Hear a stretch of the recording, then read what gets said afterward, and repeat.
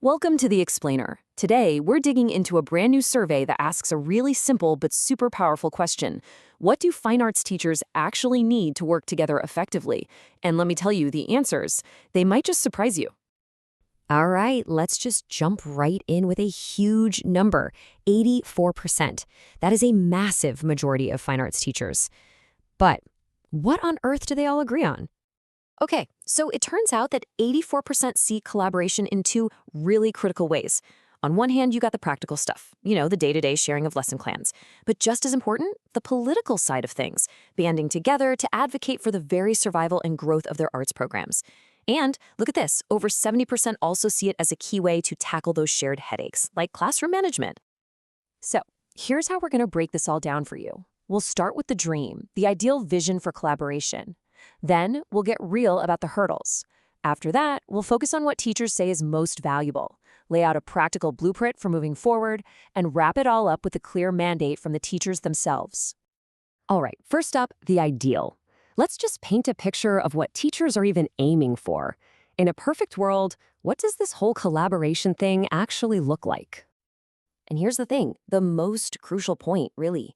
The desire to collaborate, it's already there. The will to work together is totally universal. So it's not a question of if teachers want to do this, it's a question of how we can make it happen for them. Okay, so if everybody's on board and wants to collaborate, what's stopping them? What's getting in the way? Well, that brings us right to our next section, the reality of the hurdles these teachers are up against. Get this. More than 3 out of every 4 teachers surveyed, that's a staggering 76%.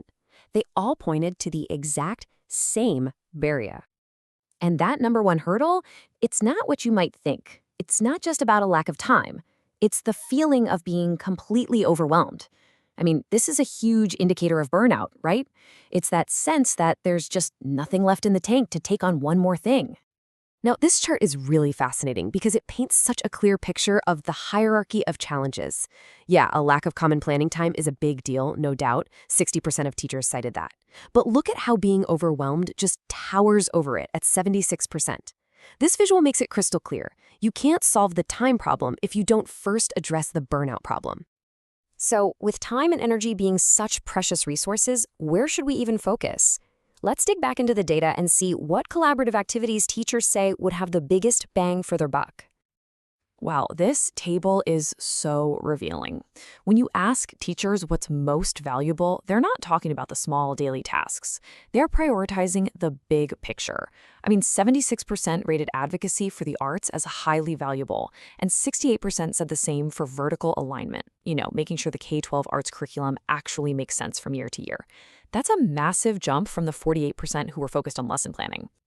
So here's the key takeaway. When teachers finally get that precious time to work together, they want to use it strategically. They want to build the foundation and secure the future of their programs, not just, trade worksheets. Okay, so we know the challenges and we know the priorities. The next logical question is, what's the solution? How do teachers actually want to make this happen? Well, the survey gives us a really clear blueprint. What the data shows is a real preference for a kind of hybrid approach. For the flexible, do-it-on-your-own-time stuff, teachers love simple tools like a district-wide email list or a shared digital folder. But for that real-time, face-to-face collaboration, there is one option that stands way, way above everything else.